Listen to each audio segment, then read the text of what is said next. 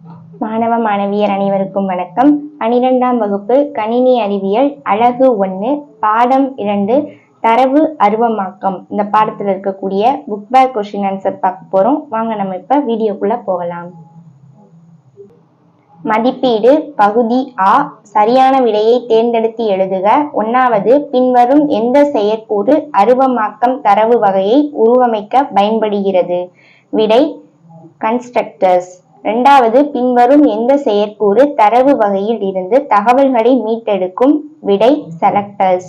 3வது வரிசைப்படுத்தப்பட்ட உறுப்புகளை மாற்றக்கூடிய தரவு கட்டமைப்பு? விடை லிஸ்ட்.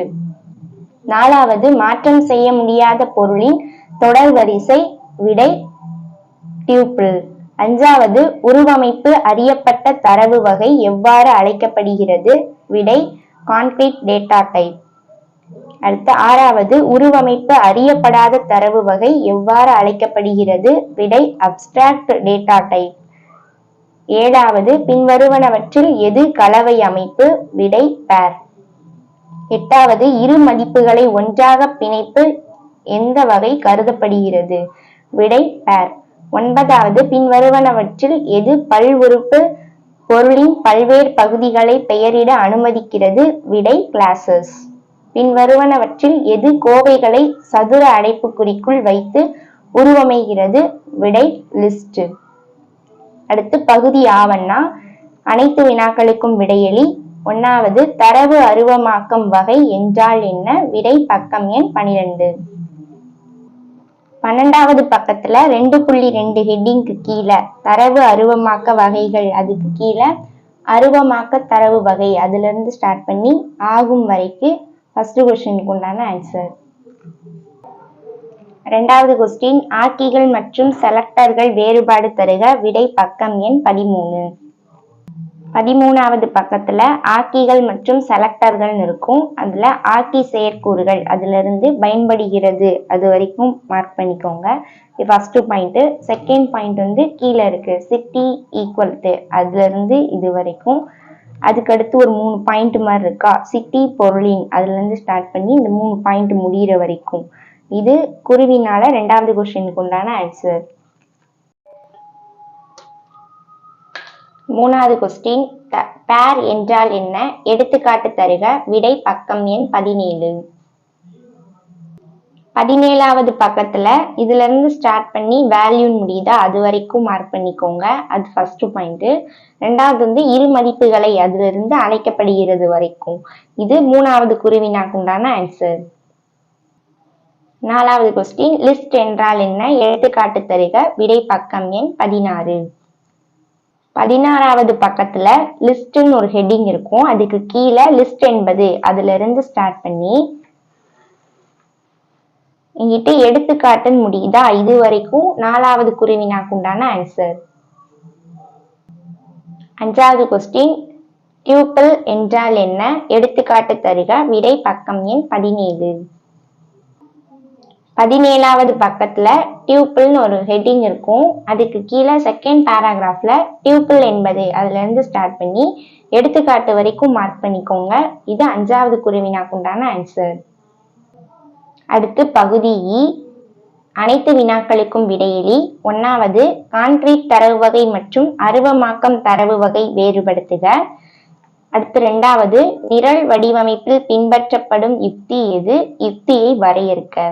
ஃபர்ஸ்ட் கொஸ்டினுக்கு உண்டான ஆன்சர் ஸ்கிரீன்ல தெரியுது, நோட் பண்ணிக்கோங்க.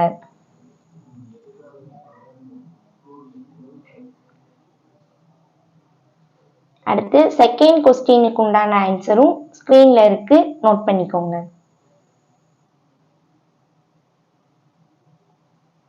3வது கொஸ்டின் பின்வருவனவற்றில் எது கன்ஸ்ட்ரக்டர்ஸ் அண்ட் செலக்டர்ஸ் என்று அடையாளம் காணவும்.